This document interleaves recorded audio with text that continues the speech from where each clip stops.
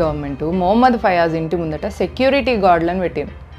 ఎందుకు సెక్యూరిటీ గార్డులను పెట్టినంటే రేపు ఫ్యూచర్లో మొహమ్మద్ ఫయాజ్ ఇంకేదన్నా ఇట్లాంటి పని ఇంకొక నేహ ఎంబడిపడి ఇంకొక నేహాన్ని హతమార్చే ప్రయత్నానికి వెళ్ళినప్పుడు అతనికి మోరల్ సపోర్ట్ ఉండడం కోసం అట్లా సెక్యూరిటీ గార్డ్స్ని ఇస్తారనమాట. సెక్యూరిటీ గార్డ్స్ని ఇస్తే రేపు ఇంకొక నేహాన్ని ఎత్తుక్కోగలుగుతాడు మొహమ్మద్ ఫయాజ్. లేకపోతే ఇప్పుడు వీళ్ళందరూ పోయి బీజేపీ కార్యకర్తలు పోయి మొహమ్మద్ ఫయాజ్ మీద దాడి చేసినందుకు వాడు ఆ భయానికి మళ్ళీ నెక్స్ట్ ఇంకే హిందూ ఆడపిల్లని చూడకపోతే ఎట్లా? వెల్త్ డిస్ట్రిబ్యూషన్ అంటే డైరెక్ట్ మీ ఆస్తి సంతకాలు తీసుకొని వాళ్ళకి సంతకాలు ఇవ్వక్కర్లేదు.